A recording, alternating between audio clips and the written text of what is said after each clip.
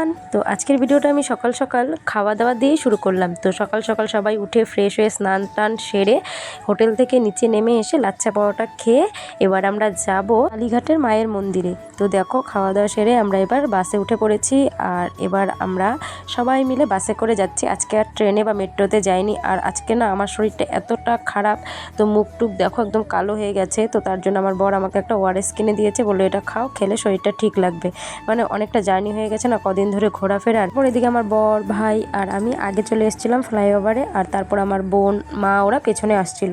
তো চলো বন্ধুরা পুরো ভিডিওটা দেখো। তো কথা বলতে বলতে তোমাদের সঙ্গে আমরা কালীঘাট মায়ের মন্দিরে চলেও এসেছি, এমনকি আমাদের পুজো দেওয়া কমপ্লিট। তো ভেতরে তো মোবাইল অ্যালাউ ছিল না, তো মানে অনেকে তুলছিল কিন্তু আমি ফটো তুলিনি। তো যাই হোক পুজো দিয়ে এবার সবাই রেস্ট নিচ্ছি। আর কতটা ভিড় দেখো, মানে আমরা আবার মানে পান্ডা ধরে পুরোহিত ধরে আমরা তাড়াতাড়ি করে পুজো দিয়ে বের হয়ে চলে এসেছি। আর যেখানে আমরা প্রসাদের ডালা নিয়েছিলাম সেখানে জুতো রেখেছিলাম, তো জুতো নিয়ে এবার বেরিয়ে পড়লাম। আর এবার আমরা এখন যাব ভিক্টোরিয়ায়। তো এখন দেখো আবার আমরা ওখান থেকে বাসে করে যাচ্ছি ভিক্টোরিয়াতে, কিন্তু আমাদের কপালটা এতটাই খারাপ যে মানে সেদিন ভিক্টোরিয়া মেমোরিয়াল বন্ধ ছিল। তো সোমবার আর শুক্রবার নাকি বন্ধ থাকে, তো তার জন্য আমরা আর কেউ ভেতরে যেতে পারিনি। তো আমি আগেও যখন একবার গিয়েছিলাম সেটা ছিল শুক্রবার, সেটাও বন্ধ ছিল।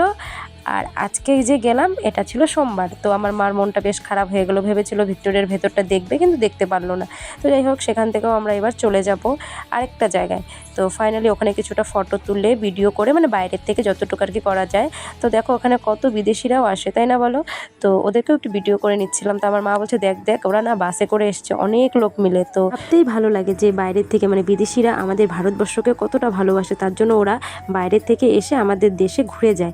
তারপর আমরা ঘোরাঘুরি করার পর একটু আইসক্রিম খেয়ে নিলাম, কারণ অনেকটা মানে হাঁটাহাঁটি করছিলাম গরমের মধ্যে। তারপর ওখান থেকে আমরা চলে গেলাম ইডেন গার্ডেনে। তো এটা মানে ভেতরে তো যেতে পারিনি, বাইরের থেকে যতটুকু দেখেছি। আমার ভাইয়ের একটা স্বপ্ন যে ও বড় হয়ে ক্রিকেটার হবে। ওকে বললাম দেখে যা, যদি কোনোদিনও এখানে খেলার সুযোগ পাস। তো চলো ভিডিওটা এখানে শেষ করছি, টাটা।